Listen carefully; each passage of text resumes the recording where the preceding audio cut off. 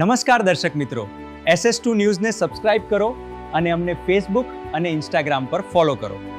જોડાઓ. ચૂંટણી પંચ ઉપર આ પ્રકારના આરોપો કરવા જનતાને એ અધિકાર છે. જ્યારે એમના રાજ્યો તેલંગાણા ચૂંટાણું હોય, કર્ણાટક ચૂંટાણું હોય, યુપીના કેટલાક રાજ્ય ચૂંટાણા હોય, ત્યારે એમનો કોઈ વાંધો નથી હોતો. અહીંયા વિશ્વાસ સંપાદન નહીં કરી શકનાર કોંગ્રેસ અનેક અલગ અલગ જૂથમાં વહેંચાણું છે. આપ પણ જાણો છો, રાજ્ય પણ જાણે છે. રાજ્યની જનતાના અવિરત વિકાસની અંદર ભારતીય જનતા પાર્ટી માની જગદીશભાઈ વિશ્વકર્માની નિમણૂક થઈ ત્યારથી સંગઠનાત્મક રીતે ગામથી માંડી તાલુકા, જિલ્લા અને સ્ટેટ સુધી સંગઠનાત્મક બેઠકો થઈ છે, ચર્ચાઓ થઈ છે.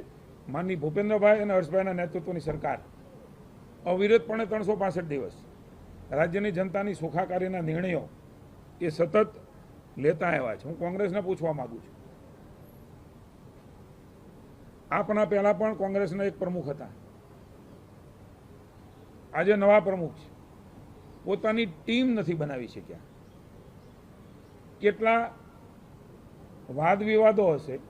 30 વર્ષથી સત્તાની બહાર ફેંકાયેલી કોંગ્રેસ એ ચૂંટણી જીતવાની વાતો કરે છે, ભાજપ ઉપર આરોપો કરે છે, ત્યારે 2 વખતના પ્રમુખોમાં હજી સુધી પોતાની ટીમ ન બનાવી શકનાર કોંગ્રેસે ચૂંટણી લડવા નીકળી છે.